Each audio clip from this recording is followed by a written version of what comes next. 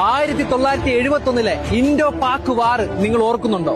ഒരു മുന്നറിയിപ്പും കൂടാതെ പാകിസ്ഥാൻ മിലിറ്ററി നമ്മുടെ ഇന്ത്യയെ ആക്രമിച്ചു. എന്നിട്ട് മടി പതറാതെ ഇന്ത്യ തിരിച്ച് ഫുൾ ഫോഴ്സിലും പാകിസ്ഥാനെ തിരിച്ചാക്രമിച്ചു.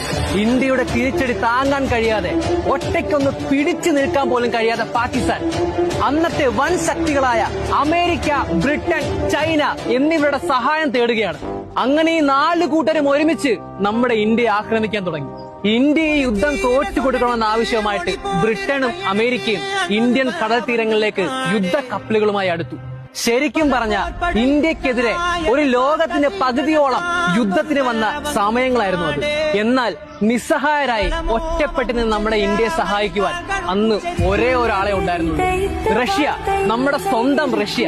അന്ന് ഇന്ത്യക്ക് വേണ്ടി ഇന്ത്യയെ ആക്രമിക്കാൻ വന്ന ആ 4 രാജ്യങ്ങളുടെ വിദ്വേഷം റഷ്യ സ്വയമേ ഏറ്റെടുത്ത് ഇന്ത്യയെ സപ്പോർട്ട് ചെയ്യാൻ വന്ന ദിനങ്ങളായിരുന്നു അന്ന്.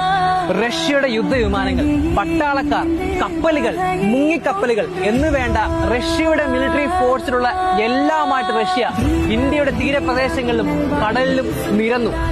എന്നിട്ട് റഷ്യയുടെ ഒരു പ്രഖ്യാപനമുണ്ട്: ഇനി നിങ്ങൾ ഇന്ത്യയെ ആക്രമിച്ചാൽ അത് റഷ്യയെ ആക്രമിക്കുന്നത് പോലെയാണ്.